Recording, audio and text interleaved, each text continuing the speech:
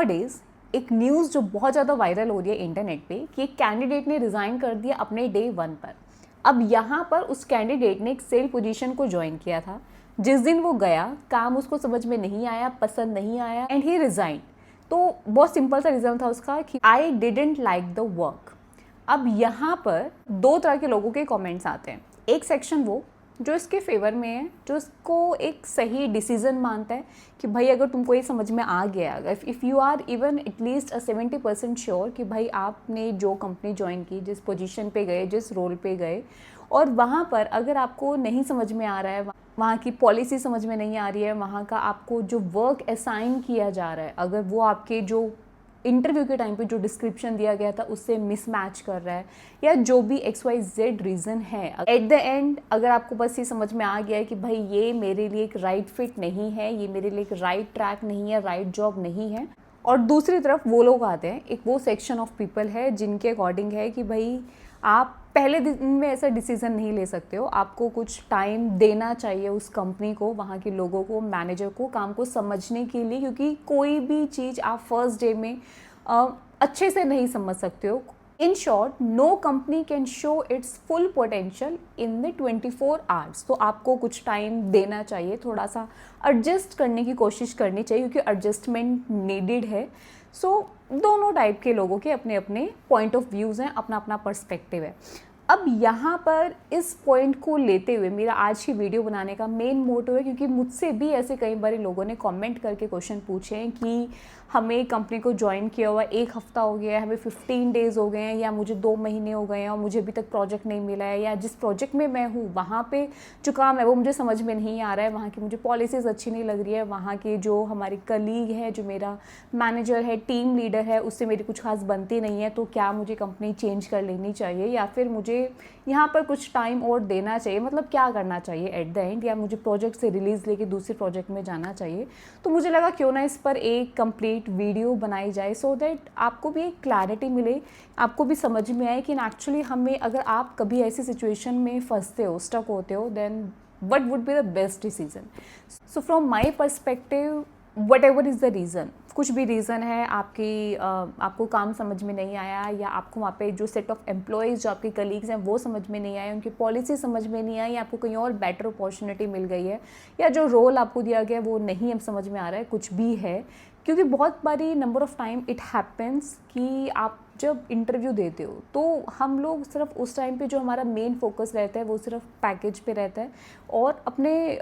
Position पे रहता है कि हमें क्या रोल वहाँ पे दिया जा रहा है, लेकिन हम उस जॉब के डिस्क्रिप्शन के बारे में बहुत कम बातें करते हैं, जो कि बहुत ज़्यादा इंपॉर्टेंट है कि हमें प्रायोरिटी में अपने डिस्क्रिप्शन के बारे में जानना चाहिए। वैसे तो ये एम्प्लॉयर की ड्यूटी है कि वो जब आपको हायर करने का सोच रहे हैं, जब आपका लास्ट राउंड हो रहा है, तो HR या वहाँ का कोई भी सीनियर मैनेजर, कोई भी आपको डिटेल में वहाँ की जिस प्रोजेक्ट के लिए आपको हायर कर रहे हैं उसकी पूरी डिटेल आपको इन्फॉर्मेशन दे। बट इन केस अगर वो आपको इन्फॉर्मेशन नहीं देते हैं, then it's our own responsibility कि हम डिटेल में जानें कि भाई हम जिस प्रोजेक्ट के लिए हायर हो रहे हैं उसका टाइम जोन क्या रहेगा, कितनी बड़ी टीम है, कौन सी टेक्नोलॉजी पे काम चल रहा है, क्या काम चल रहा है, कौन से क्लाइंट के लिए कर रहे हैं, सारी डिटेल, कौन सी technologies and expertise they are looking for. तो ये सारी चीज़ें आपको बहुत ही क्लियर होना चाहिए, बहुत ही क्लैरिटी होनी चाहिए, क्योंकि सो दैट ऐसा ना हो कि आप कुछ और ही सोच के बैठे हो, वो लोग कुछ और सोच के बैठे, बाद में आप बोलोगे अरे टाइम मिसमैच हो गया, मुझे नहीं पता था वहाँ का क्लाइंट है, इतने इस टाइम जोन में चलता है, या इसमें तो मेरी एक्सपर्टीज़ नहीं है। तो ये सारे डाउट्स आपके बाद में नहीं आनी चाहिए, सब चीज़ें पहले ही आपकी क्लियर होनी चाहिए। तो अगर वहाँ से आपको इन्फॉर्मेशन नहीं मिल रही है, देन इट्स योर रिस्पॉन्सिबिलिटी कि आप ये सारी चीज़ें पूछो, और ये जानने में कोई गलत नहीं है, क्योंकि इससे होगा क्या कि अगर आपके पास सारी इन्फॉर्मेशन रहेगी तो आप एक सही डिसीजन ले पाओगे। अगर आपने कंपनी से रिज़ाइन किया हुआ है, आप नोटिस पीरियड को सर्व कर रहे हो, नोटिस पीरियड सर्व करते हुए अगर आपने आगे के 3-4 ऑफर लेटर्स निकाल लिए, तो अब आपको सबके बारे में डिटेल्स पता है कि भाई कहाँ कहाँ पे क्या क्या टेक्नोलॉजी उनको चाहिए, किस में एक्सपर्टीज़ उनको चाहिए, क्या टाइम जोन है, कौन से क्लाइंट के लिए काम कर रहे हैं, कैसी टीम रहेगी, कैसा मेरा काम रहेगा, क्या क्या रिस्पॉन्सिबिलिटी है, क्या काम वो मुझसे एक्सपेक्ट कर रहे हैं। तो आप उस बेसिस पे फिर अपना एक लास्ट में एक डिसाइड कर सकते हो कि भाई मुझे फाइनली ठीक है, मुझे इस कंपनी में जाना है, यहाँ पर जो चीज़ें है वो मेरे अकॉर्डिंग मैच कर रही है, राइट। तो इससे जो आपके चांसेस होंगे ना कि आपने कंपनी को ज्वाइन कर लिया, उसके बाद फिर आप एक डिलेमा में हो कि भाई अब मैं क्या करूँ, मैं फंस गया हूँ, यहाँ पे तो चीज़ें बिल्कुल अलग ही है, बिल्कुल अलग ही निकली जो मैंने सोचा था, तो वो वाली कंडीशंस नहीं आएंगी। आप मतलब चीज़ें बहुत सही से स्मूथली वे से चल पाएंगी। अब यहाँ पर ये चीज़ें आती तब है कि हमें पहले ये सब चीज़ें नहीं पता थी, फिर हम अपना एक जेन्युइन पॉइंट ही लेके आते हैं कि भाई मुझे नहीं पता था कि इस तरीके का काम है, या आप जो है मुझे सपोर्ट वर्क में डालने वाले थे, या आप नाइट शिफ्ट में यहाँ पे काम चलने वाला था। ये सारे फिर हमारे बाद में एक्सक्यूजेस निकलते हैं। बट चलो, इन केस अगर आपने कंपनी ज्वाइन कर भी ली है और बाद में आपके ये सारे रीजंस आपको पता चलते हैं कि भाई बताया कुछ और गया था बट यहाँ पे ना एक्चुअली कुछ और काम है, डिस्क्रिप्शन कुछ और है, किसी और रोल के लिए डाल दिया गया है, जो भी आपका रीज़न है, बेटर है कि आप अपने जो भी पॉइंट्स है एक बार एटलीस्ट वंस अपने HR या मैनेजर जिसने आपका इंटरव्यू लिया था या जिस भी टीम में आप गए हो उनके साथ कम्युनिकेट करो। उनको बाकायदा मेल लिख सकते हो, 1-to-1 कॉन्वर्जेसन कर सकते हो फेस, एंड देन देखो कि क्या सेट ऑफ एक्शंस हैं जो अब लिए जा सकते हैं। अगर आपको लग रहा है कि हाँ वो आपको इस प्रोजेक्ट से रिलीज़ करके किसी दूसरे प्रोजेक्ट में जहाँ पे आपके अकॉर्डिंग चीज़ें मैच कर रही हैं, अगर वो डालने को तैयार है, then it's a good, right. आप सोच सकते हो फिर उस चीज़ को, या आपको लग रहा है कि हाँ आपके फेवर में कोई और एक्शन लिया जा रहा है तो भी अच्छी चीज़ है। बट अगर आपको लगता है कि आपने अपना सारे पॉइंट्स रख दिए, आपने HR से बात कर ली, आपने मैनेजर से बात कर ली, अपर मैनेजमेंट, सब जगह आपकी कॉन्वर्जेसन हो चुकी है, आपने अपने बाकायदा सारे पॉइंट्स को अच्छे से बता दिया, बट आपके पॉइंट्स पर कोई सेट ऑफ एक्शन नहीं लिया जा रहा है,